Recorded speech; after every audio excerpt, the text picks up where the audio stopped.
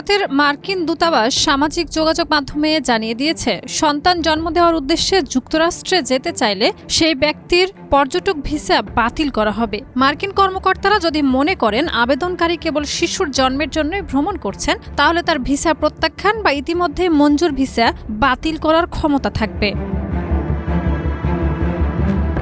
Donald Trump প্রশাসন visa নীতি নিয়ে আরও কঠোর হওয়ার ইঙ্গিত দিয়েছে। যুক্তরাষ্ট্রের দাবি, অনেক পর্যটক জন্মসূত্রে নাগরিকত্ব নিশ্চিত করতে আমেরিকায় গিয়ে সন্তান জন্ম দেন। দ্বিতীয় মেয়াদে দায়িত্ব নেওয়ার পর 20 জানুয়ারি ট্রাম্প জন্মসূত্রে নাগরিকত্ব পাওয়ার নিয়ম বাতিলের নির্দেশে স্বাক্ষর করেন। সেই সিদ্ধান্তের সাংবিধানিক বৈধতা এখন মার্কিন সুপ্রিম কোর্টে বিচারাধীন। সুপ্রিম কোর্ট যদি ট্রাম্পের পক্ষে রায় দেয়, তবে আমেরিকায় জন্মগ্রহণ করলেই নাগরিকত্ব পাওয়ার 125 বছরের নিয়ম বদলে যাবে। ট্রাম্প প্রশাসন অভিবাসন নীতিতে কঠোর অবস্থান নিচ্ছে। ট্রাম্প সম্প্রতি বলেছেন, জন্মসূত্রে নাগরিকত্ব পাওয়া লক্ষ লক্ষ মানুষের দায়িত্ব আমেরিকা আর নিতে পারবে না। তবে তিনি নিশ্চিত করেছেন, যারা ইতিমধ্যে অধিকার পেয়েছে তাদের উপর এর প্রভাব পড়বে না।